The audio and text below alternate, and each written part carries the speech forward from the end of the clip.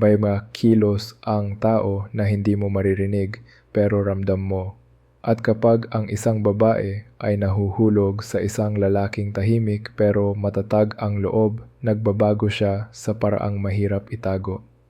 Magandang araw sa inyong lahat. Sa tagal ng pag-aaral natin tungkol sa pag-uugali ng tao, may isang katotohanang hindi nawawala. Hindi laging sinasabi ng mga tao ang totoo nilang nararamdaman.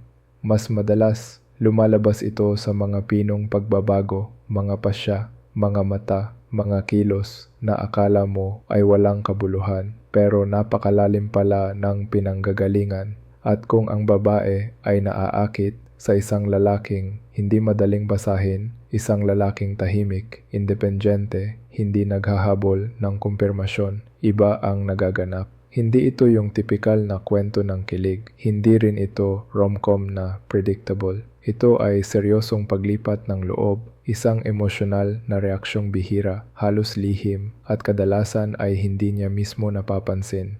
Kaya sa video or presentation na ito, pag-uusapan natin ang mga hindi halatang senyales na nagagawa ng isang babae kapag nagugustuhan niya ang isang lalaking may malalim na karakter. Hindi ito drama, hindi ito stereotype, ito ay obserbasyon, pattern, at pagbabago sa ugali na makikita mo lang kapag malalim na ang nararamdaman. Simulan natin.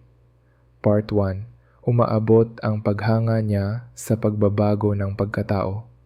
Sa una, naaakit siya dahil kakaiba ang lalaki. Hindi ito nakikisabay sa ingay ng mundo. Hindi siya umaasa sa papuri. Hindi siya sumusunod sa uso. Ang ganitong lakas ng presensya ay parang magnet. Pero habang tumatagal, nagiging higit pa ito sa paghanga. Hindi lang niya gusto ang lalaki. Naaapektuhan siya nito. Napapansin mong nagbabago ang pananaw niya. Mas naging mahinahon siya. Mas pinipili niyang huwag mag-overreact. Mas nagiging diretso ang paraan niya ng pakikipag-usap. At ang mas nakakagulat, nagiging komportable siya sa katahimikan. Hindi niya ginagaya ang lalaki. Sa halip, nag-a-adjust ang sarili niya sa level na kinalalagyan nito. Ito ang unang malalim na senyales. Hindi lang siya naaakit, kundi nai-inspire siyang maging mas mabuting bersyon ng sarili. Part 2. Tahimik na lumalalim ang kanyang katapatan. Bago pa man maging opisyal ang kahit ano, mapapansin mong pumipili na siya. Hindi niya sinasabi. Wala siyang deklarasyon, pero naririyan ang pagbabago ng prioridad. May lalapit sa kanya, may magpaparamdam, may magpapakita ng interes. Ngunit mabilis niyang itinatabi ang mga iyon. Hindi dahil ayaw niya ng atensyon, kundi dahil nakatuon na ang loob niya sa isang tao. Hindi niya ito planado, hindi niya sinadya. Pero ang emosyon niya ay nakatuon sa direksyong hindi pa niya kayang pangalanan. Ito ang katahimikang katapatan, hindi hinihingi ng lalaki, hindi ipinapangako ng babae, pero malinaw na umiiral. Part 3. Nagkakaroon siya ng pasensyang hindi niya alam na kaya niya karaniwang gusto ng babae ang malinaw. Ano tayo? Saan papunta? Ano ang plano? Pero sa lalaking tulad nito, nakakagulat ang nagaganap. Nagiging handa siyang maghintay. Hindi iyon pasensya dahil wala siyang pagpipilian. Pasensya iyon dahil alam niyang hindi gumagalaw ang lalaking ito ayon sa bilis ng mundo, kundi ayon sa sariling prinsipyo. Hindi niya minamadali ang mga sagot, hindi niya pinipilit ang lalim, at mas nakikita niya ang bigat ng mga hindi sinasabi kaysa sa mga binibitawang salita. Hindi niya ginagawa ito sa iba, pero sa kanya, nagagawa niya. Doon mo makikita kung gaano kalalim ang nararamdaman. Part 4. Ang kanyang tingin ay nagiging mas matalim kaysa malandi kapag ang babae ay may gusto, may natural na lambing sa kanyang mga tingin. Pero kapag ang nararamdaman ay mas malalim, nag-iiba ang mata niya. Ang tingin niya ay hindi basta flirtasyon, nagiging pagsusuri, parang sinusubukan niyang unawain ang lalim ng lalaki. Hindi para kontrolin, kundi para intindihin kung sino siya sa likod ng katahimikan. At wow ang tanging nagtatagal kahit hindi niya sinasadya. Hindi masigla kundi matatag, hindi palaro kundi may layunin. At ang dahilan, hindi na niya gusto ang ibabaw. Gusto niyang malaman ang nasa likod ng hindi sinasabi. Part 5. Binabantayan niya ang kanyang privacy kapag tungkol sa lalaki. Marami sa atin ang nagkukwento tungkol sa mga taong gusto natin. Pero sa ganitong sitwasyon, kabaligtaran ang nangyayari. Kapag nagbahagi ang lalaki, kahit simpleng bagay lang, pinipili ng babae na panatilihin ito sa sarili. Hindi niya sinasabi sa kaibigan, hindi niya inuulit sa iba, hindi dahil may utos, kundi dahil ramdam niyang may bigat ang tiwalang iyon. Kahit ordinaryong detalye lang, sa kanya parang dapat pangalagaan. Doon mo makikita ang respeto, hindi sa salita, kundi sa katahimikang puno ng pag-iingat. Part 6, humihinto ang kanyang pambabaing performance. Sa presensya ng lalaki, sa ibang lalaki, gumagana ang charm. Kaunting tawa, kaunting biro, kaunting arte, madali silang tamaan. Pero sa lalaking hindi tumutugon sa palabas, nag-iiba ang laro. Hindi na niya ginagamit ang mga script. Hindi na siya umaasa sa pa-cute. Hindi na siya nagpapakitang tao. Hindi dahil nawala ang kumpiyansa niya, kundi dahil hindi iyon ang nagiging wika sa pagitan nila. Sa lalaki, kailangan niya ang katotohanan, hindi performance, at iyon ang nagiging pinakamalinaw na anyo ng attraction. Magpakatotoo dahil iyon ang tanging paraan para umabot sa lalim ng tao.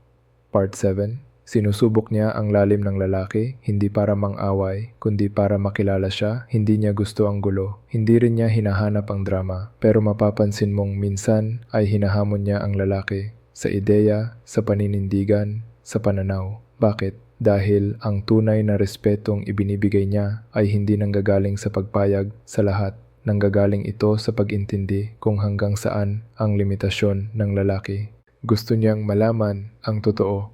Kung makita niya ang hindi maganda, tatanggapin pa rin ba niya? Tatanggapin pa rin ba siya? Ito ang hindi nakikitang paraan niya ng pagsabing gusto kong makita ang buong ikaw. Part 8. Dahan-dahan niyang sinasaayos ang buhay niya upang bigyang puwang ang lalaki. Hindi niya ito sasabihin ng direkta, pero mapapansin mo sa kanyang schedule, routines, choices, may ina-adjust siya. Hindi malaki, hindi halata, pero ramdam, nagpapaliban ng lakad. Pinipiling manatili kung saan siya pwedeng maabot. Inaayos ang oras, dahan-dahang binabago ang priorities. Hindi ito sacrifice. Hindi ito martyrdom. Ito ay pagbibigay ng espasyo sa taong may bigat sa puso niya. At ang pinakamalalim dito, ginagawa niya ito kahit walang hinihingi ang lalaki. Part 9.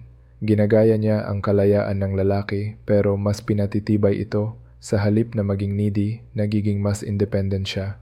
Hindi niya ito ginagawa para magpanggap. Ginagawa niya ito dahil alam niyang ang lalaki ay humahanga lamang sa taong may sariling backbone. Mas nagiging disiplinado siya, mas nakatutok, mas maingat sa kanyang oras at enerhiya, mas malinaw ang boundaries. Hindi niya kinokopya ang lalaki, pero sinusukat niya ang sarili batay sa standard na nakikita niya dito. Ang irony, kahit malaya siya, malinaw kung sino ang sentro ng kanyang loob. Part 10. Tumatalas ang intuition niya kapag tungkol sa lalaki. Kapag kasama ang ibang tao, normal lang siya. Pero sa lalaki, parang tumataas ang sensitivity niya. Napapansin niya ang tono, napapansin niya ang mood. Ramdam niya ang pinakamaliit na pagbabago. Parang nakascan siya sa bawat nuance. Hindi dahil paranoid siya, hindi dahil insecure siya, kundi dahil importante sa kanya ang taong ito. At ang katahimikan ng lalaki ay mas nagsasabi pa kaysa sa salita. Ito ang uri ng koneksyon na hindi mo mapipilit. Nagiging natural kapag malalim ang nararamdaman. Part 11. Hinahanap niya ang hindi pagsang-ayon ng lalaki, hindi lang ang pagpayag nito. Maraming babae ang ayaw ng confrontation. Pero dito, nag-iiba siya. Hindi niya hinahanap ang approval lang. Gusto niyang malaman kung ano ang pinaninindigan ng lalaki. Gusto niyang malaman kung saan siya tumitindig. Gusto niyang makita ang lalim, hindi lang ang lambing. Dahil para sa kanya, ang disagreement ay hindi banta. Ito ay access sa tunay na pagkatao. Part 12. Umaangkop ang kanyang social behavior kapag may presensya ang lalaki. Hindi niya ito iniisip, pero nangyayari. Mas tumatahimik siya. Mas nagiging grounded, mas nagiging totoo, mas kaunti ang arte, mas kaunti ang pagpapakitang tao. Sa harap ng ibang tao, mayroon siyang persona. Sa harap ng lalaki, parang natutunaw ang persona at lumalabas ang mas malalim niyang sarili. Hindi dahil pinipilit siya, kundi dahil iyon ang nakakasabay sa bigat ng presensya ng lalaki. Ending, kung susuriin mo ang lahat ng ito, makikita mong ang pagmamahal sa isang lalaking hindi madaling basahin ay hindi maingay. Hindi ito binubuo ng malalaking kilos o matitinding drama.